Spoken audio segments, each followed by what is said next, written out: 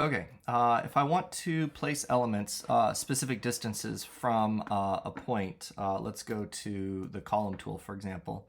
I can use the inputs here, right? So I could say that we're 3 feet by 3 feet, or I can tab through the tracker here as well. So I can say x is 3, y is -3, hit enter. Now I have a column that's 3 feet. The center point of this is up 3 feet and over 3 feet. So I can preset where this is going before I place it.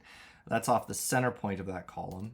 Because it's a column, right, I could easily say that it's off of that point. Oh, I don't know why that duplicated. I could say it's off of that point, and it's going to shift it there. I also have, this is under the view menu and distance guides. You can turn those on and off. It's no longer buried in the work environment settings. So after it's been placed, I can even come in here and say that that's actually 2 feet.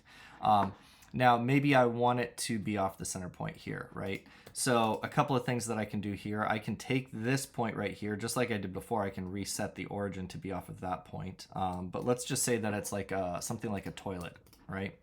So I want this toilet to be 18 inches off the wall, right? That's the standard. So here we could put it right here. For whatever reason, it picks that point right there. It's not relevant to anything. I want it off the center right here.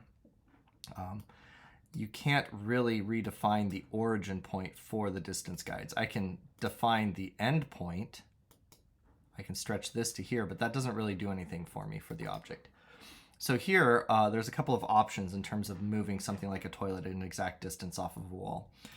Sort of the old school method, I still use it to this day because it's the fastest, is to just drop it in right here and then move it back 18 inches, right?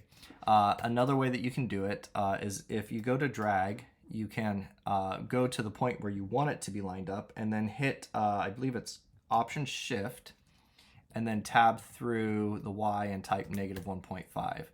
And now that's 18 inches off the wall. So again, that shortcut to zero out the tracker. So I'm basically Command D to this point. I haven't clicked or anything. Option Shift will zero out that tracker. And then tab through, maybe it's -2 feet, right? And that'll put it that distance off.